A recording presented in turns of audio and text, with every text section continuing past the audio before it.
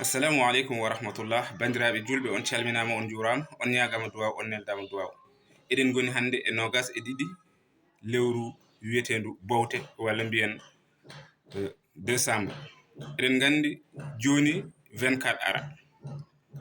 Ko jiɗɗen tan siftinde bandiraɓe julɗo yo rento wiide ina waɗa feet 24 walla 31. Julɗo yo rento ɗum sabu wona gueɗal julɗo. Eɗen jogi feetuji men, janginen ɗum sukaɓe men, kalanen ɗum sukaɓe men, gandinen ɗum sukaɓe men, gownen ɗum sukaɓe men, ndentoɗen feetuji janani ɗi. Kamɓe a yiyata mukk sukaɓe maɓɓe ina dogana feetuji men ɗi, kono hande kadoji codteɗi fof ko enen julɓe codate. Te julɗo wadde feet 24 walla 31 dagaki ina harmi, sabu ɓe mawninto ɓe mbi ko Allah dañi ɓiɗɗo. Te subhanallah, eɗen gandi ko Allah wi ko lam yalid walam yulad, mi jibinani mi jibinaka. Kamɓe noon mbi Isa ko ɓi Allah, ko ɗum ɓe mawninta, walla Isa ko Allah. Eɗen gandi gueɗɗe fof koko harmi.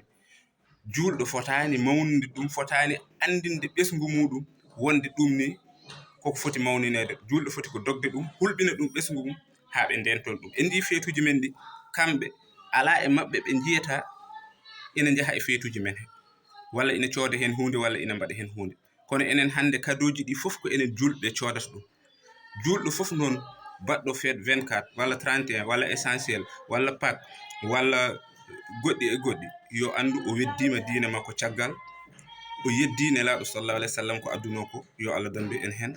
Ɗum noon enen julɓe ɓe gandinen ɓiɓɓe men ɓe haran, gandinen ɓe taske, gandinen ɓe julde koor, gandinen ɓe mawludu, ko ɗum woni ko jeyɗen.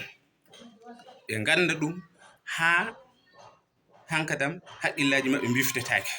Gaccen wonde mburu sos garɗo fof tan yaada e meɗen, ala. Neɗɗo wawa wonde e nokkuji ɗi fof. A wonan julɗo tan walla natta wonde julɗo gona goɗɗum. Kono yidde wonde tan la ilaha ulai wala ilaha ulai muzabzabina bayna zalika, ɗum ko naafi gagal.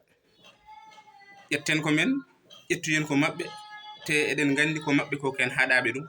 Eɗen mbiya yin gonɗin annabaɓe fof, kono kamɓe hay annabaɓe maɓɓe ɓe gonɗinani, sabu Isa wi min ko maccuɗo Allah, kamɓe mbi Isa ko Allah walla ko ɓi Allah walla e ko way noon. Ɗum noon ndentoɗen, ndenen ɓesguji men, gandinen ɓe ɗum ɓe jeeya ɗum moƴƴani, ndentoɗen ɗum. Yo Allah reen en, suura en, musidɗo mon Allah Diane Gorko Birkelane. Allahumma salli ala sayyidina wa sallim. Julɗo yo rento wiide ina waɗa feet 24 walla 31 walla essentiel walla Pâques e ko nandi hen.